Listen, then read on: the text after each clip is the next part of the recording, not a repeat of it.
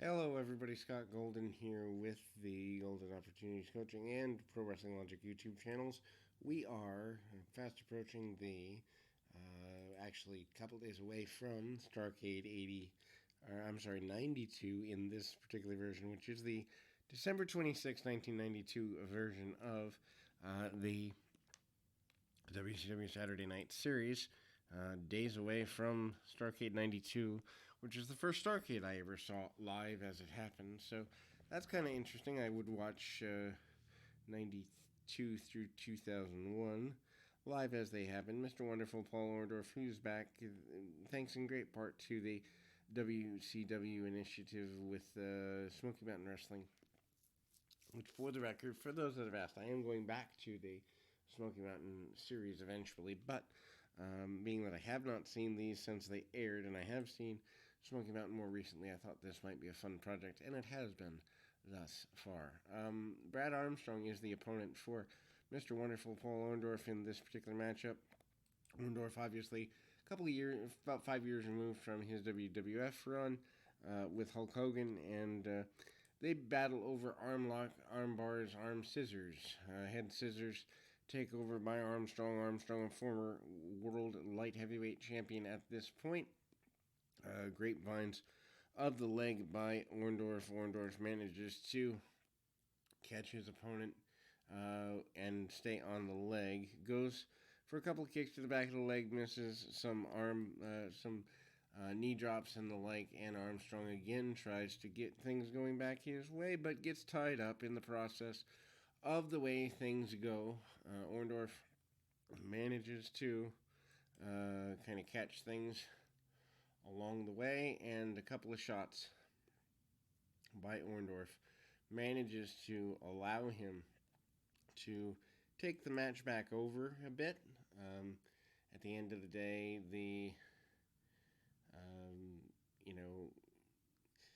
head scissors, snapmares, and arm bars, they go about 12 minutes or so.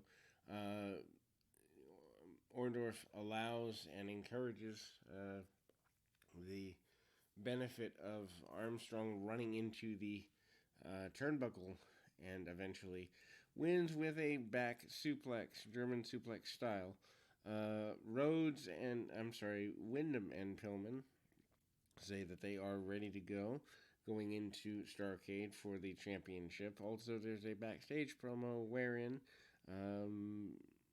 the benefit of Michael Hayes, who still could be wrestling at this point, I don't quite understand why he's not,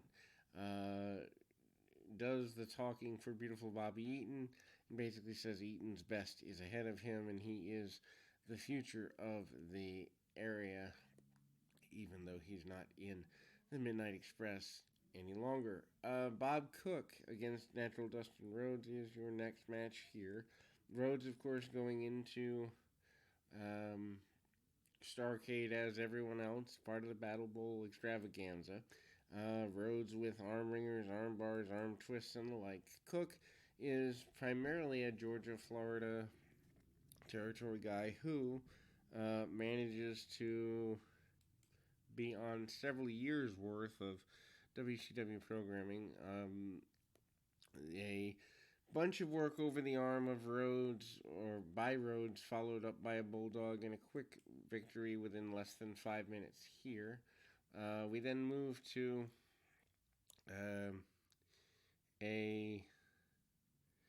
the underdog challenge thing. Bobby Walker, one of the underdogs. I mean, super simple match.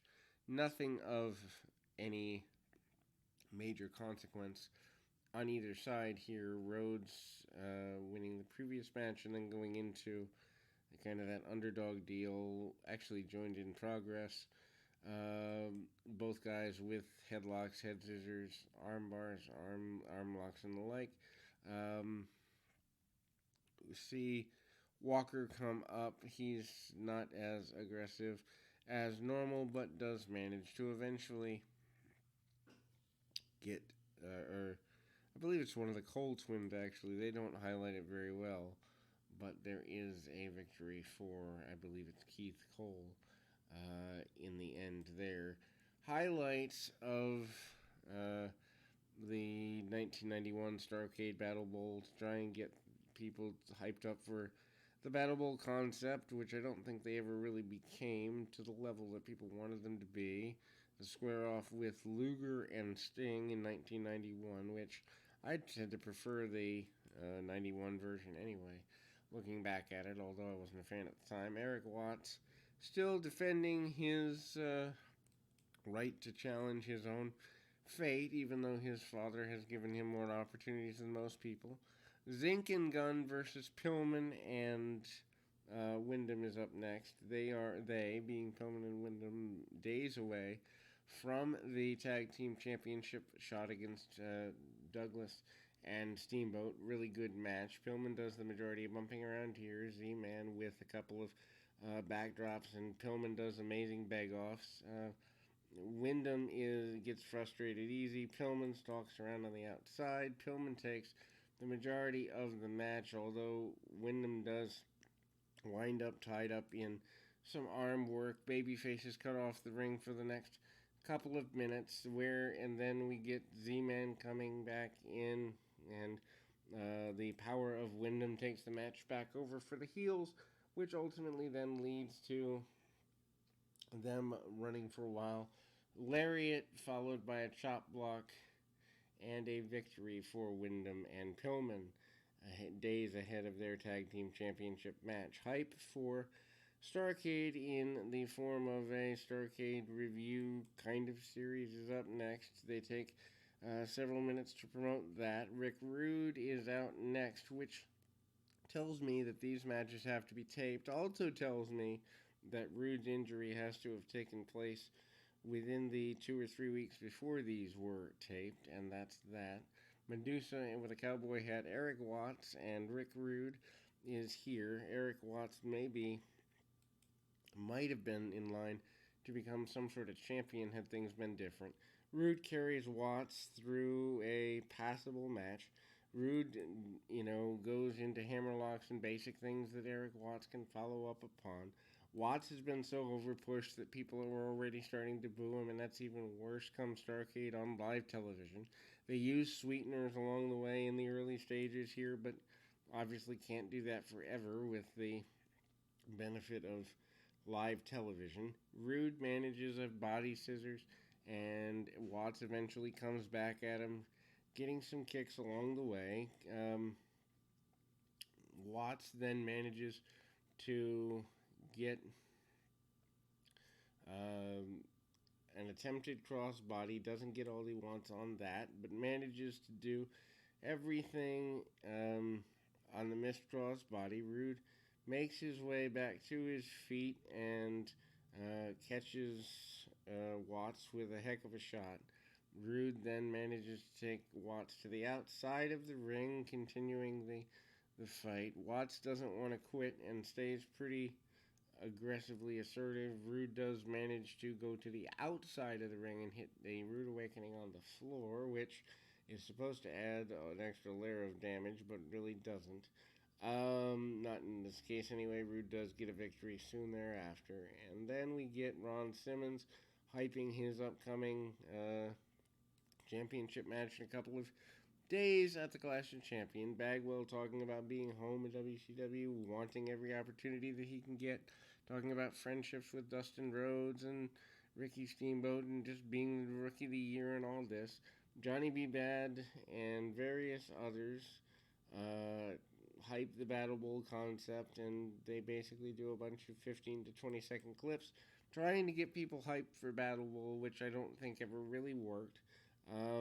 Then we see, in another way of trying to hype everyone for that, Cactus Jack and Johnny B. Bad in, I think, what's the maybe semi-main event, facing off against Tex Slazenger and Shanghai Pierce. Excuse me. Shanghai Pierce. The goal being to get them ready for their Battle Bowl teaming. Bad and Jack do manage, at least in part, to take control. Cactus Jack doing the majority of the heavy lifting with his more brawling style. things related to some heavy hitting moves are there. However, Cactus manages to tick off his opponent.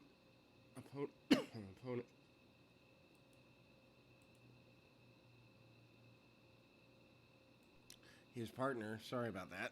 A little bit of acid reflux and having some health issues here, but trying to get through everything we possibly can. In any event, there is a shot where Cactus takes Johnny B. Bad, takes a shot from him, and Jack eventually lays Bad out post-match with the DDT, even though Bad manages to get the win for his team. Rude is in the back talking about the eventual winning of the championship at the pay-per-view in 2 days. So again, we don't necessarily know when the injury takes place, but we do in fact know that it's very close to the final run. Another foolish booking decision, at least from my perception, is that there is a match between Ron Simmons and Bobby Eaton days before Simmons would go in there with Rude, which is just goofy to me. Bad booking. If you're a champion, why are you taking a match 2 days before the biggest pay-per-view of the year? Anyway, Simmons and Eaton go at it. Simmons does a lot more headlock takeovers than I've ever imagined him to do. He uses his power as an advantage, and meanwhile, Michael Hayes is on the outside of the ring. Simmons with things akin to a diving headbutt and other offensive maneuvers and hard shots.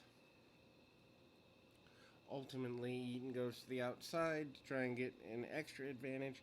Doesn't get all he wants, but hard shot there.